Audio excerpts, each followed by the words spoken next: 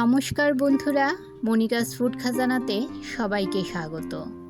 চলে এসেছি আপনাদের জন্য আজ একটি অপূর্ব স্বাদের নিরামিষ রেসিপি নিয়ে। একদম অনুষ্ঠান বাড়ির মতো তৈরি করে নেব নিরামিষ মিক্স ভেজ রেসিপিটি। বন্ধুরা স্কিপ করবেন না, সঙ্গে থাকুন, দেখতে থাকুন কিভাবে আমি এই রেসিপিটি তৈরি করছি। আশা করি আজকের রেসিপি সবার খুব ভালো লাগবে। নিরামিষ রেসিপির জন্য আমি এখানে নিয়েছি 200 গ্রাম পনির, আর নিয়েছি আলু, বরবটি, গাজর ও ক্যাপসিকাম। সমস্ত সবজিগুলো আমি ছোট ছোট করে কেটে নিয়েছি। আপনারা আপনাদের পছন্দ মতো সবজি নিতে পারেন। আমার হাতের কাছে এই সবজিগুলো ছিল, তাই আমি এই সবজিগুলো দিয়েই আজকের রেসিপিটা তৈরি করব। রান্নার জন্য এখন একটা মশলা তৈরি করে নেব। একটা মিক্সি জারে নিয়ে নিলাম 2 চামচ পোস্ত, আর নিয়ে নিলাম 8-10টা মতো কাজু বাদাম, আর দিয়ে দিলাম 2টো মিডিয়াম সাইজের টমেটো। এবারে সামান্য জল দিয়ে এর একটা স্মুথ পেস্ট তৈরি করে নেব। গ্যাসের চুলায় কড়াই বসিয়ে দিয়ে দিলাম 1 টেবিল চামচ পরিমাণ রিফাইন্ড অয়েল। তেল গরম হলে দিয়ে দিলাম টুকরো করে কেটে রাখা আলু আর গাজর। আমি এখানে একটা বড় সাইজের আলু টুকরো করে কেটে নিয়েছি, আর একটা মিডিয়াম সাইজের গাজর ছোট ছোট টুকরো করে কেটে নিয়েছি। মিডিয়াম ফ্লেমে আলুগুলো সামান্য নুন দিয়ে ভেজে নেব।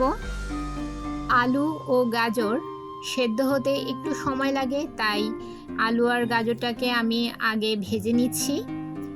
ঢাকা দিয়ে লো মিডিয়াম ফ্লেমে আলু আর গাজরটাকে ভেজে নেব। আমার চ্যানেলে নতুন বন্ধু হয়ে থাকলে চ্যানেলটি সাবস্ক্রাইব করে পাশে থাকা বেল আইকনটি প্রেস করে রাখুন, আর নোটিফিকেশন অল করে রাখুন, যাতে যখনই আমি কোনো নতুন ভিডিও আপলোড করি তা যেন সবার প্রথম পৌঁছে যায় আপনাদের কাছে। এবারে পনিরগুলো ভেজে নেব। এখানে আমি 200 গ্রাম পনির নিয়েছি, ছোট ছোট করে কেটে নিয়েছি। মিডিয়াম ফ্লেমে পনিরগুলোকে হালকা করে ভেজে নেব, বেশি ভাজার প্রয়োজন নেই। পনির ভাজা হয়ে গেছে, পনিরগুলো তুলে নিয়ে ওই তেলে আমি ক্যাপসিকাম ও বরবটিগুলো ভেজে নেব।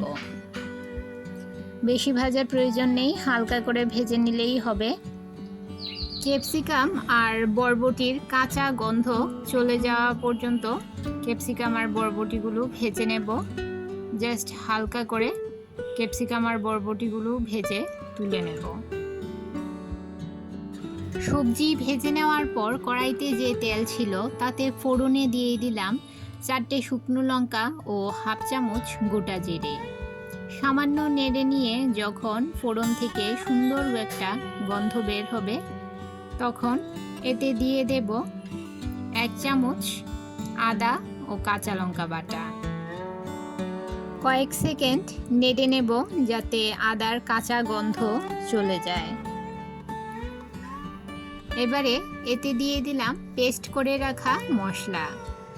আমি যে টমেটো, পোস্ত আর কাজু বাদাম পেস্ট করেছিলাম, সেই পেস্ট করা মশলাটা ফোড়নে দিয়ে দিলাম।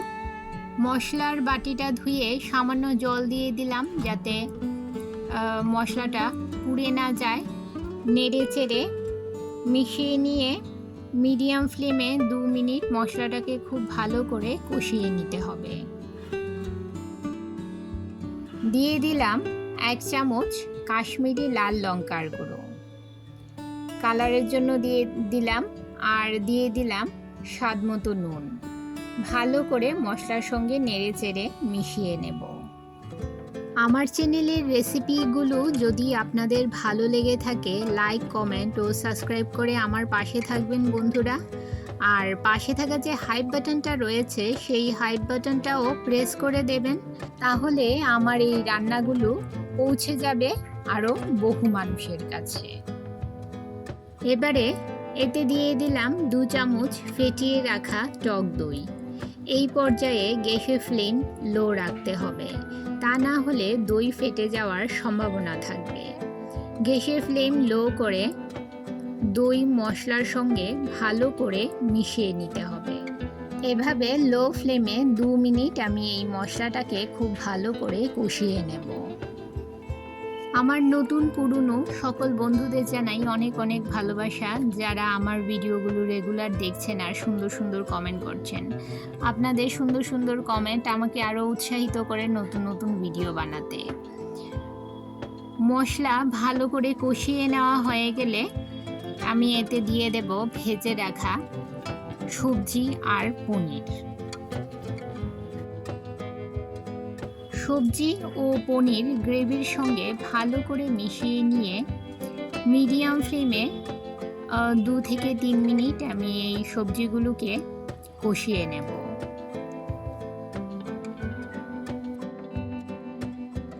এবারে এতে দিয়ে দিলাম সামান্য চিনি।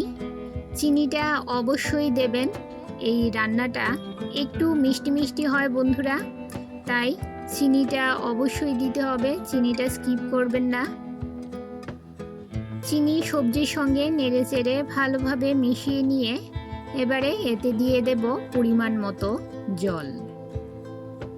এই রান্নাটা একটু মাখো মাখো থাকবে, তাই জলের পরিমাণটা বুঝে দিতে হবে। আমি এখানে 1 কাপ পরিমাণ জল দিয়েছি। নেড়েচেড়ে মিশিয়ে নিয়ে ঢাকা দিয়ে মিডিয়াম ফ্লেমে 5 থেকে 7 মিনিট রান্না করে নেব। 7 মিনিট পর ঢাকা সরিয়ে দিয়ে দিলাম 1/2 চামচ গরম মশলা গুঁড়ো।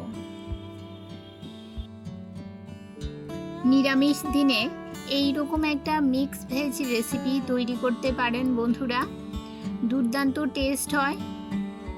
ভাত, রুটি, পরোটা, পোলাও, ফ্রাইড রাইস সব কিছুর সঙ্গে খাওয়া যায়। নেড়েচেড়ে মিশিয়ে নিয়ে এবারে গ্যাসের ফ্লেম বন্ধ করে দিলাম আর ঢাকা দিয়ে 2 মিনিট রেখে দেব স্ট্যান্ডিং টাইম। তৈরি হয়ে গেল একদম অনুষ্ঠান বাড়ির মতো নিরামিষ মিক্স ভেজ রেসিপি। আমার আজকের রেসিপি আপনাদের কেমন লাগলো অবশ্যই কমেন্ট করে জানাবেন, আর ভালো লাগলে শেয়ার করবেন আপনাদের আত্মীয় ও বন্ধুদের কাছে। তাহলে বন্ধুরা আজকে এই পর্যন্তই, আবার দেখা হবে আরেকটি নতুন ভিডিওতে নতুন রেসিপি নিয়ে। সবাই ভালো থাকবেন, সুস্থ থাকবেন।